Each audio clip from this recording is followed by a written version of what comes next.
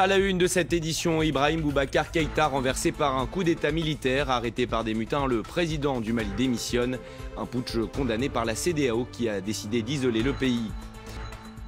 Bonjour à toutes et tous, bienvenue sur France 24. Ibrahim Boubacar Keïta n'est donc plus à la tête du Mali. Le président du pays a été renversé par un coup d'état militaire. Lors d'une allocution télévisée dans la soirée, il a prononcé la dissolution du gouvernement, mais aussi celle de l'Assemblée nationale.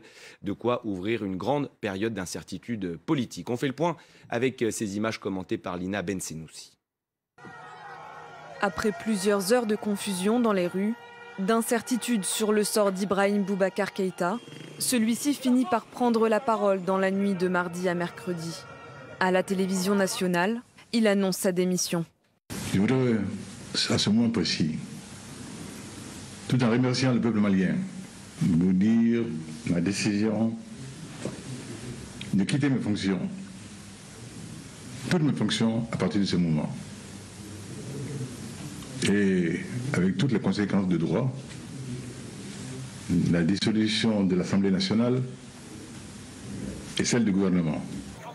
Une chute précipitée mardi matin par une mutinerie dans une base militaire à Kati, une ville aux abords de la capitale.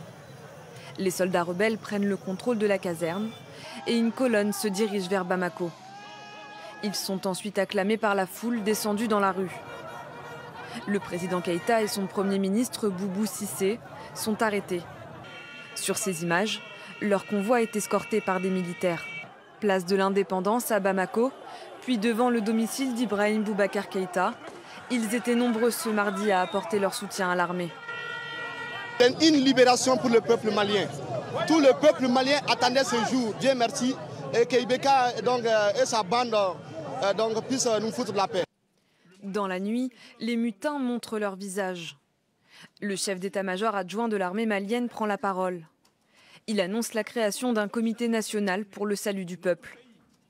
Maliennes et Maliens, nous ne tenons pas au pouvoir, mais nous tenons à la stabilité du pays, qui nous permettra d'organiser dans des délais raisonnables consentis des élections générales pour permettre au Mali de se doter d'institutions fortes. On ignore pour l'instant quels sont les liens entre ces militaires et le M5-RFP, la coalition d'opposition au Mali. Et avant même l'annonce de cette démission d'Ibrahim Boubacar Keïta, la CEDEAO, comme la France d'ailleurs, a condamné ce putsch.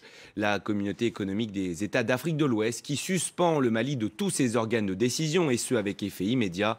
De son côté, l'ONU appelle à la libération sans condition du président malien. Le point avec Kevin Baptista. Quelques heures après le coup d'État au Mali, les réactions internationales se multiplient.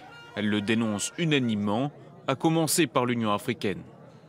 Le président de la Commission de l'Union africaine condamne énergiquement l'arrestation du président Ibrahim Boubacar Keïta, du Premier ministre et des autres membres du gouvernement malien et appelle à leur libération immédiate.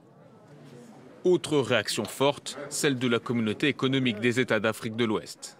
La CEDEAO menait ces dernières semaines une mission de conciliation au Mali. Mardi soir, elle a pris rapidement plusieurs mesures, la fermeture des frontières des États membres avec le Mali et la suspension des échanges commerciaux notamment. La CEDEAO dénie catégoriquement toute forme de légitimité aux putschistes et exige le rétablissement immédiat de l'ordre constitutionnel. La France s'appuyait sur l'ex-président malien Ibrahim Boubacar Keïta dans sa lutte contre les groupes djihadistes au Sahel. Dès lundi soir, le président de la République s'est entretenu avec plusieurs dirigeants de la région. Le gouvernement a réagi par le biais du ministre des Affaires étrangères. La France a pris connaissance de la mutinerie qui s'est engagée aujourd'hui à Kati, au Mali. Elle condamne avec la plus grande fermeté cet événement grave. La France réaffirme avec force son plein attachement à la souveraineté et à la démocratie malienne.